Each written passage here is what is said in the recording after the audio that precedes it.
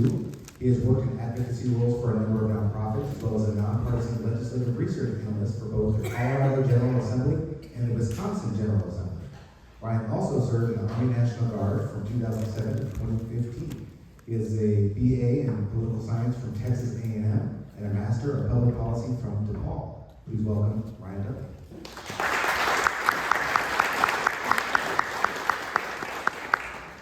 Hello, thank you everybody. Can everybody hear me? Okay, perfect. First of all, thank you for having me. What a beautiful venue. This is actually a really cool space. I'm excited to give you all a talk. Who here is feeling pretty hopeful and optimistic after David's presentation? Anybody? Okay, good. I'm here to crush that. I'm here to absolutely demolish any hope you have. No, I'm kidding. But for Project 2025, I'm calling it 4 Pillars to Dismantle Democracy, and I think you'll kind of understand why I chose that title as I move forward. As Jason said, I am Ryan Dudley. I am the State Policy Manager for the Freedom from Religion Foundation and our new C4, our FFRF Action Fund. If you don't know anything about the C3, C4 difference, I'm doing this presentation under the banner of the C4 just in case I get a little political and a little partisan. So I think I'm covered in that way, and I don't have Jason Raper or somebody coming after me to take away credit. But anyway, raise your hand if you've heard of Project 2025. This is why I like secular groups. This is why. Because a few research polls, there we go. A few research polls showed that the majority of Americans have not heard about it. And anecdotally, that's kind of been my experience as well. I was talking to my mother-in-law the other day. What do you want to Iowa to talk about? I said, Project 2025. And she was like, what is that? Well, let me tell you about it. And of course, I gave her my completely objective opinion on it and told her the truth. But I'm deeply concerned that it's not on everybody's radar. I feel like as a secular community, we are a bit more engaged. So I'm not surprised to see that more than 61, 24, I'm not good enough. Anyway, 34% of people have heard about it in this room, but I wish that was extrapolated to the general public. So what is Project 2025? And I just kind of put this in my own words. It's a 900-plus page manifesto by the far-right conservative groups, by a number of far-right conservative groups, and it's actually spearheaded by the Heritage Foundation. And it details a conservative playbook for the next Republican administration. And I think there's really no better way to kind of dive in to what Project 2025 is.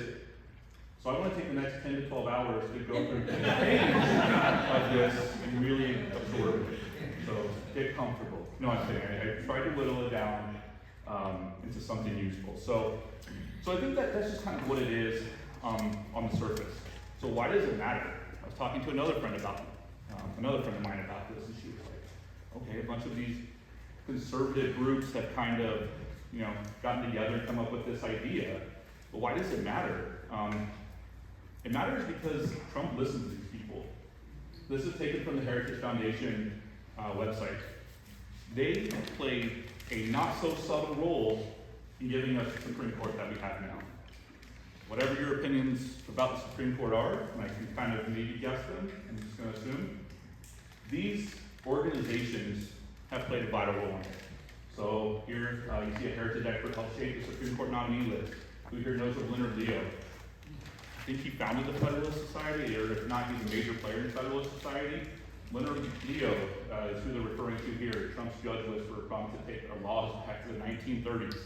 This is the America they envision with Project 2025.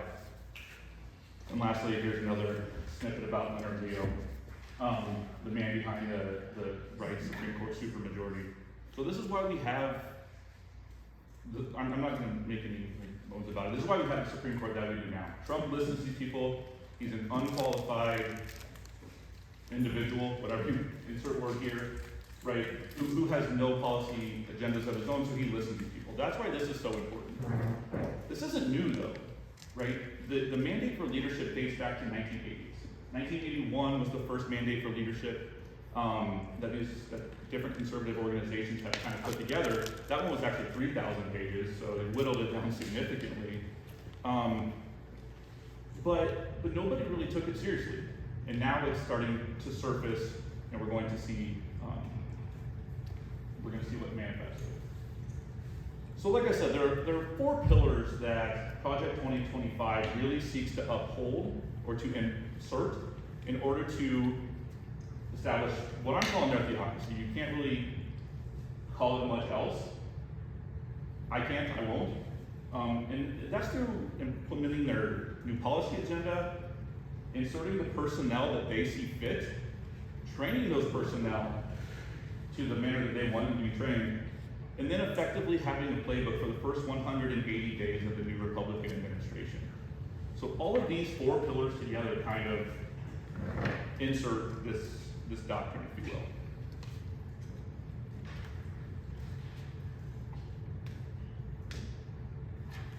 I want to show you just a brief clip. My wife sent me this actually not long ago, and I just kind of want to show you too and highlight what I really took away from this.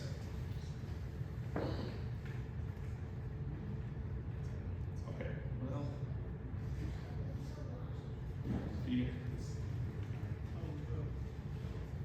okay.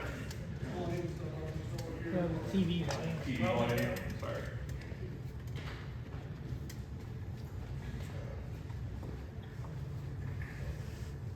You can tell what I listen to on YouTube. Amy Rogers is OAO.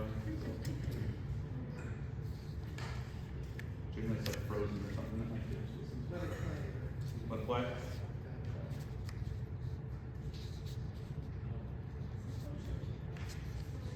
I'm gonna make sure I ask you some questions. Okay, so this is a congressional hearing. Does everybody know who's asking the questions? Congresswoman Jasmine Crockett from Texas. So she's asking questions to an attorney from the American First Legal Fund. Let me know if you're having problems answering them, because they really should be yes or no.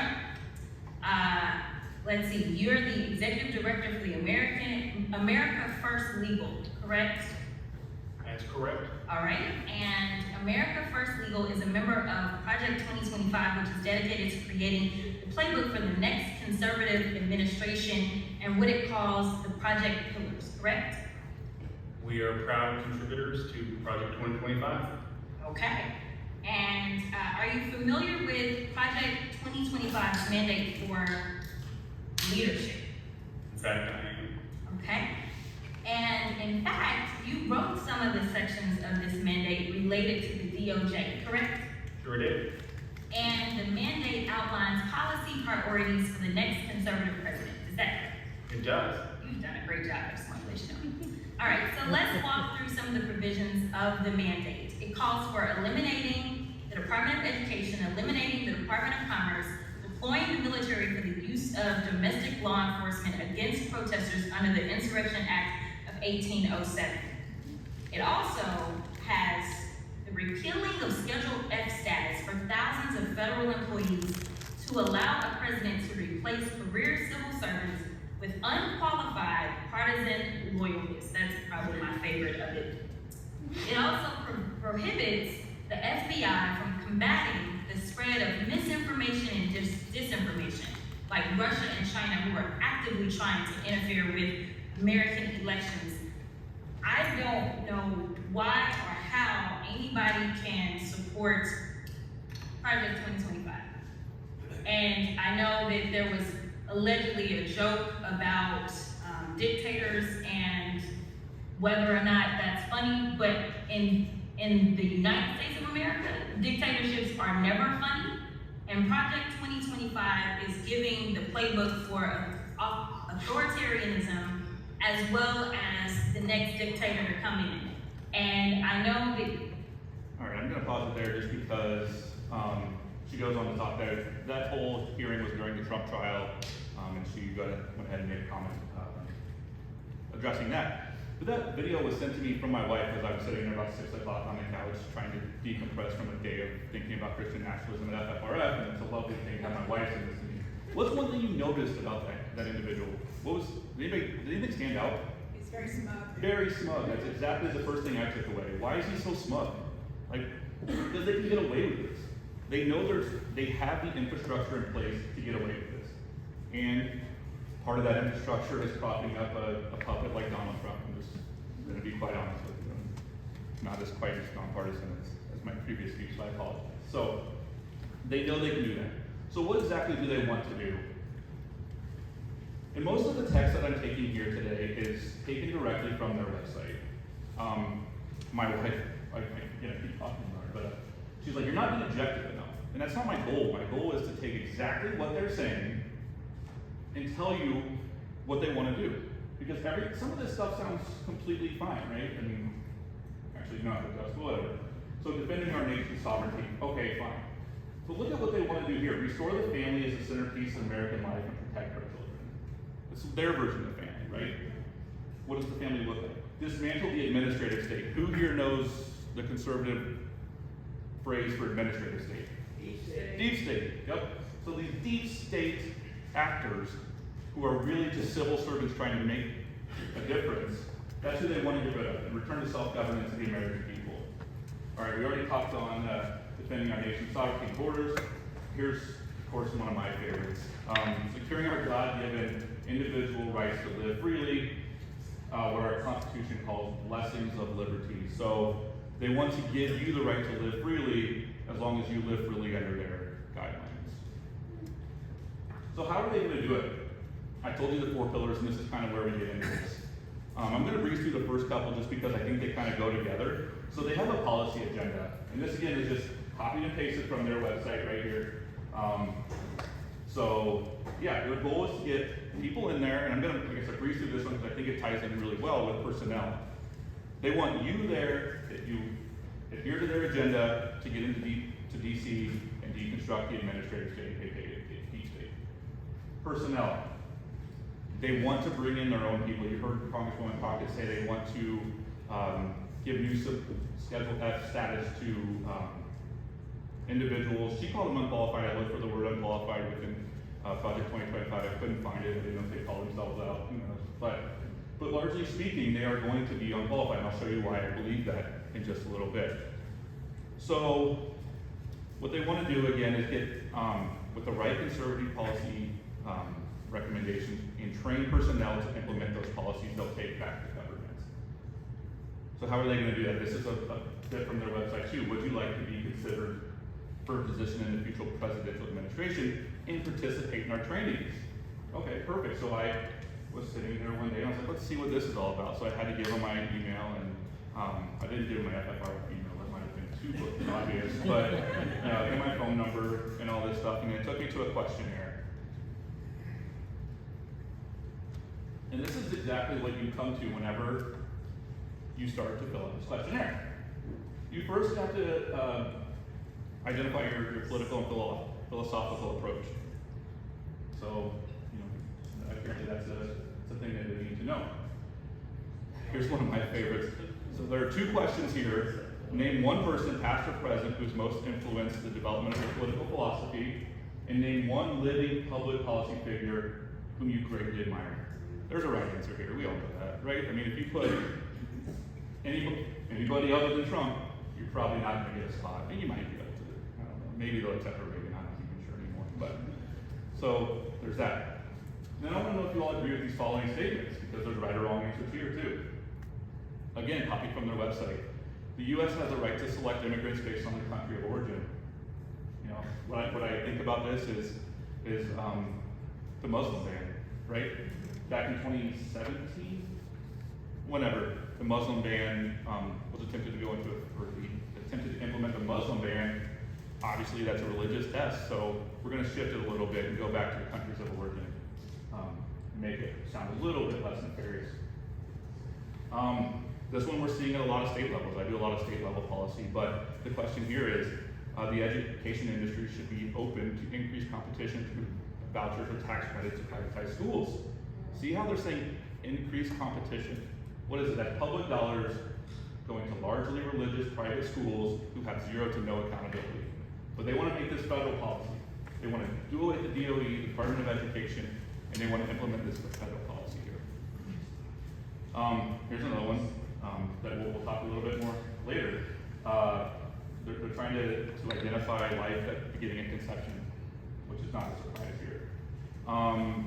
And then here's another one too. The permanent institutions of family and religion are foundational to American freedom and common good. That's just attempting to reinsert the belief that we are a Judeo-Christian nation. All right, so let's see if you all agree with these statements. The police in America are systemically racist. Okay, there are right answers here, right? No matter what you feel here, what they're looking for here, I mean, I don't care, we can all have beliefs here. What they're looking for here are right answers. They want somebody who's going to fall in line and agree with the agenda. The president should be able to advance his or her agenda through the bureaucracy. So, no challenges, right? We need, if you were Michael Cohen, I don't know who's going against him now, but whoever Trump is mad at, he can't have anybody standing in his way. Then they're seeking for the federal government to define sex as simply binary, male and female. So, they're trying to do this here. So, if you are not qualified, rest assured, they will train you. Okay? So, let's figure out what they're going to talk about here. Conservatives exist to conserve the ideals of the American founding. These ideas are actually the source of our recovery. On January 20th, when the president puts his hand on the Bible, everything changes. Our goal is to ensure that the conservative administration that takes office in January 2025 is ready on day one. The next conservative president will only be able to do so with your help. I'm the president of the Conservative Partnership Institute. Vice President of Hillsdale College. The head of the Office of Justice Programs, Assistant Secretary for Public Affairs, Senior Advisor to the President. Assistant Press Secretary. You're here to cut government, but you're here to do something that's not in their interest. The deep state is real. You want to be someone who knows the answers. As a public servant, you're working on behalf of the American people, the greatest country on the planet.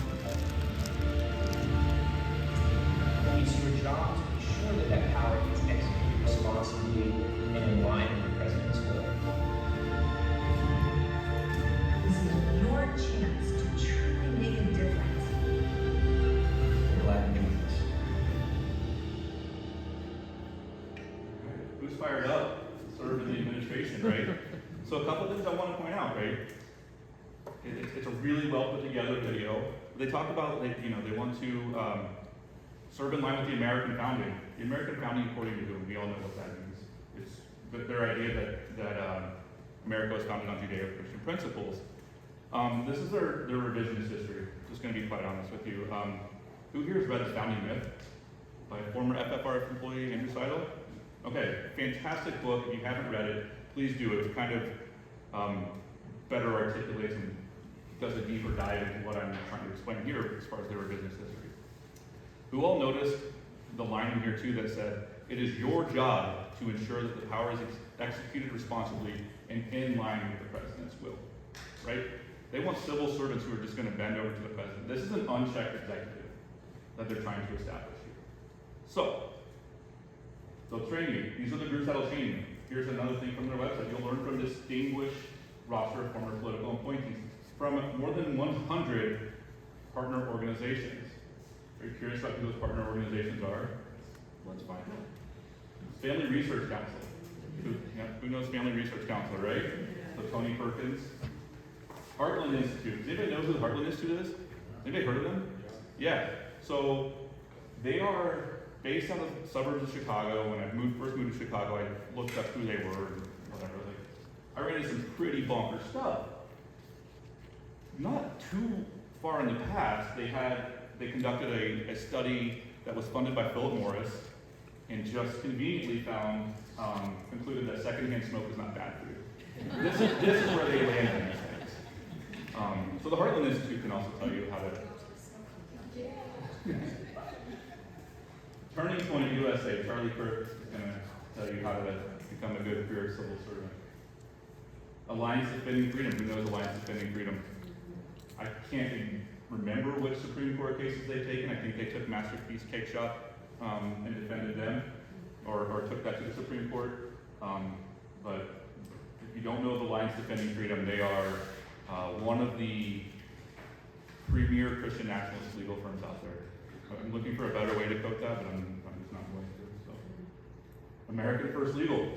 We saw, I can't remember his name, but we saw the smoke guy up there from that organization as well.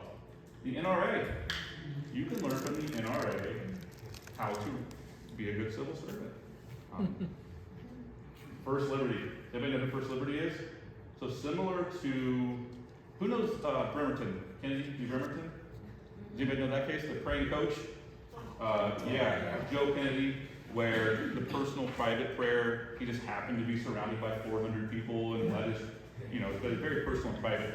First Liberty litigated that before the Supreme Court. They take a number of these cases, much like the Alliance Defending Freedom, to the Supreme Court. So, and some people can make the argument that they are just doing what they believe is right here. Bremerton was severely manipulated and the facts were just completely wrong. So, in good faith, I do not think they operate. But anyway, so you can learn from them.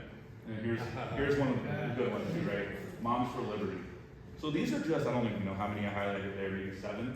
These are 7 of the hundreds that you can learn from, right? Who will train the personnel that are incoming. And then here's the playbook. So they want to implement this stuff fast. Once the new conservative administration takes office, hit the ground running, 180-day playbook to insert this agenda. Okay? So what? Okay, they want to do that, so what does that mean?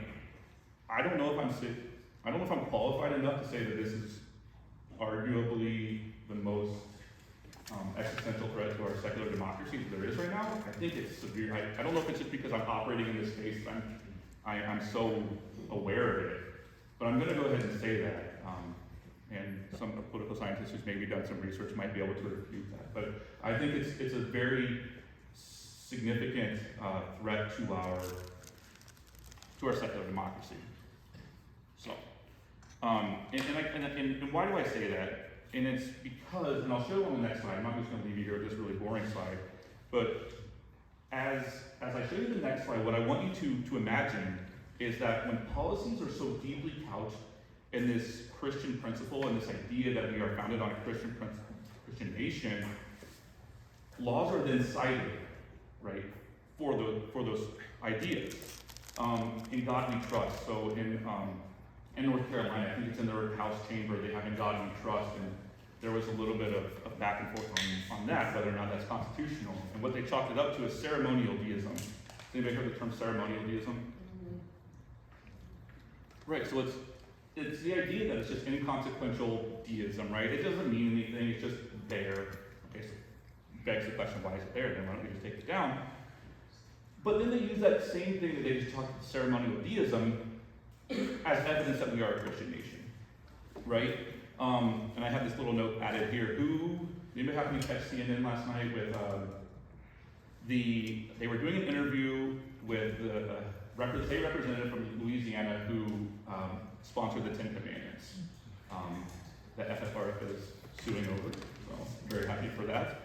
I think we file the suit next week. But anyway, so as the CNN anchor was trying to push back on this idea that the 10 Commandments, mandated 10 Commandments in schools is constitutional, she said something to the effect of, I have in God we trust on our money, right? This is just proof that we are a Christian nation, right? So this is, I just really want to drive home, I think I've kind of belabored the point now, that when policies are so deeply rooted in the idea that we are a Christian nation, what else follows? Christian nationalism follows. So, these are excerpts from Project 2025 itself.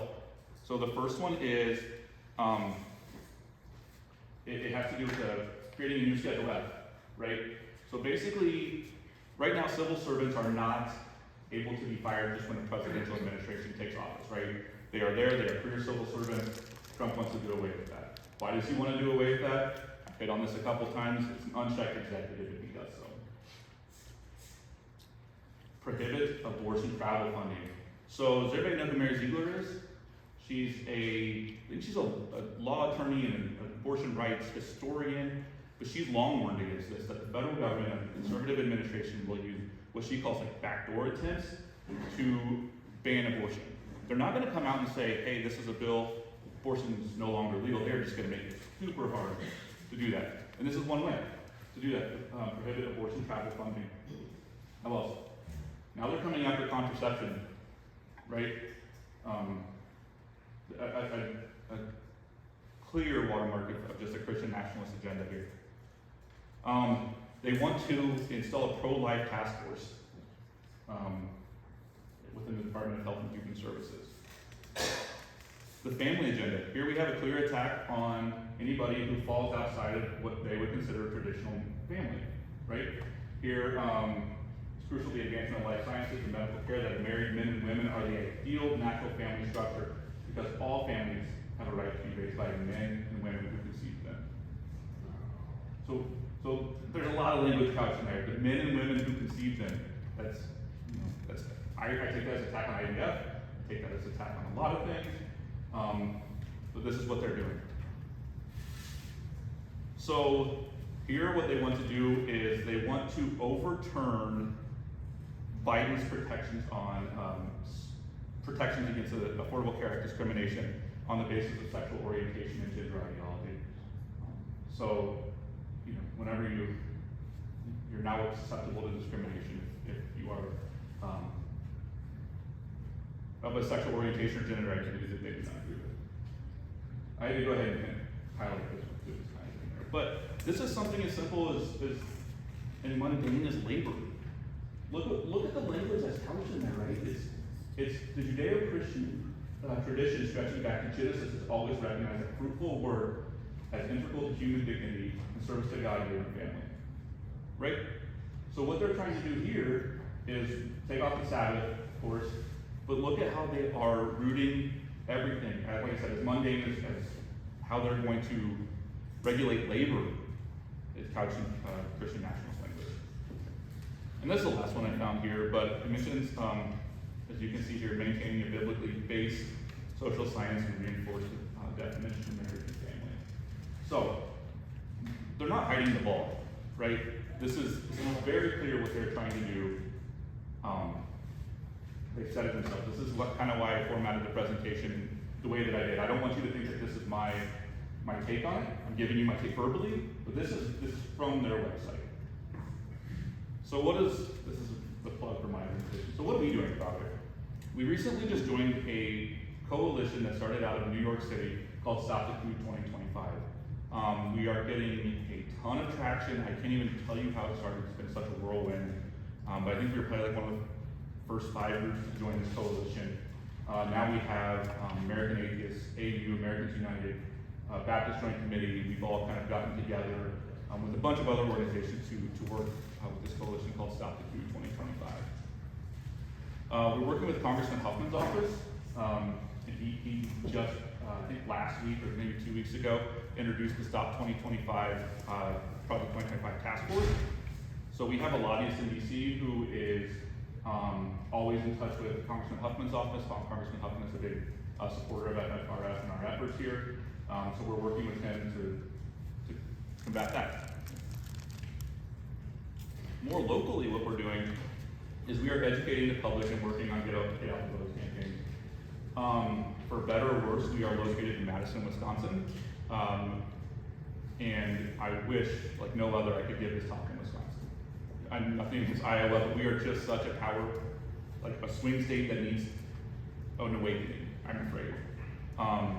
So what we're doing locally in Wisconsin is we recently just funded a focus group of Gen Z nuns, so that is Gen Z atheists, agnostics, and non-believers of some sort, to see what we can do to effectively message that group to get out and vote in Wisconsin. And the results are actually, people are excited to vote in Wisconsin. Gen Z nuns are, so that should be good news for everybody. So largely speaking, what we're doing is we're not just sitting by and letting this happen, we are getting out there to do something. So, that's the end of my presentation. I think I have time for questions. If not, here's my email, and please feel free to reach out. Yeah, I have to say I did receive my Freedom from Religion Foundation newspaper Wednesday, and on the headlines it was saying about in Louisiana, this commandments requirement in every classroom, right? I think it's from kindergarten and college classes and everything. So I have a lot of Burmese friends that are Buddhists, and I'm just wondering, realize, what's happening, but you have good feelings that you'll be able to block that with your attorneys, to block this Louisiana, law. I know the governor's gonna sign soon, but He signed it turn that and 2 days ago. other states from doing that. Yeah, so, he did sign it. He signed it on Juneteenth, which just seems like a kick in the face, I think, for a number of reasons. Not to mention, whatever the case may be. But anyway, am I optimistic about our efforts? I'm not an attorney, I'm not on our litigation team, I work closely with them, so please take that with a grain of salt. So, what we're doing is, you can either apply facially or as applied, right? You can either challenge the law facially or as applied. At the last second, as the bill was going through the second chamber, they added amendments that would make it way more difficult to facially challenge this. All that, they got counsel from somebody, probably from ADF or First Liberty. Somebody told them, if you put this language in there and still mandate it, it's gonna be harder to challenge facially. All that is to say is, I know we are optimistic about that. I think we're filing, we hope we can, I'm trying to not say too, I don't want to say something that our litigators are like, that's not at all what we're doing, what are you talking about? But my hope would be that we could get some sort of preliminary injunction that would halt getting these up. That way, I think if you apply it or if you challenge it as applied, that means they're already up. Somebody's been, quote, injured by this. So some atheists could see it, it's as applied, right? But then that'd be a lot harder to get them down. So am I optimistic in Louisiana?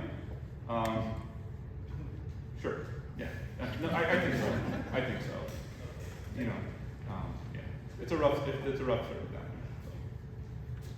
You guys are big that Trump is supporting this. Yes. Right.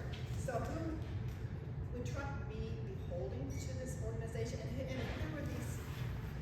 who would he be beholden to? Yeah. I assume. So there's nothing like. It's not his bright ideas. No, they're not. I think he would be beholden to them the same way he's been beholden to them this whole time, right? They propped him up, they got him the evangelical vote. If you can take somebody from Trump's background and sell them to evangelicals, that's a heavy lift, and these groups did that. So I would say yes, he's beholden to them in that way.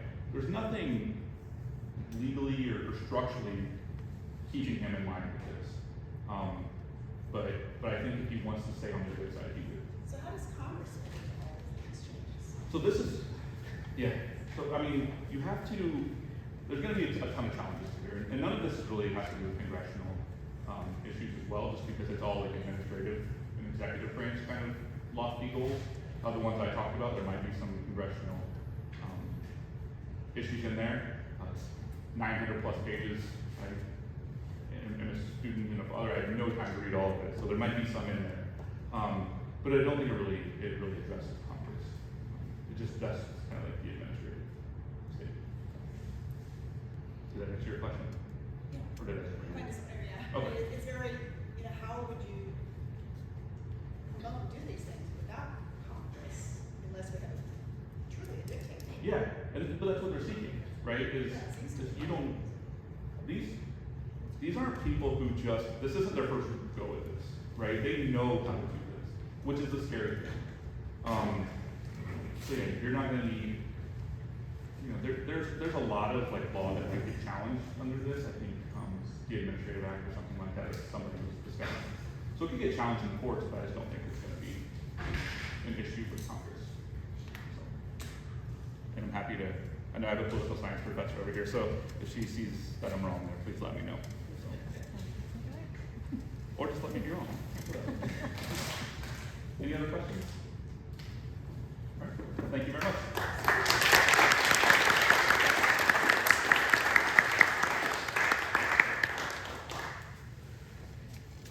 So as a reminder, he is with FFRF. They are a partner organization with IAF and pretty much all of the secular groups in central Iowa. So if you want to learn more, you can not only become members of our organizations, but become a member of FFRF, when it comes to legally challenging and fighting for all of our rights, which separates us from the state, it is those federal organizations like FFRF, Americans United for Church Separation of Church and State, that do all of the legal fighting for us. So please let them in support, either monetarily or just sign up to the email lists. With that, we have one more speaker remaining. We'll take another small break before we get started. Let's be back 10 after, and we will proceed on with our last speaker.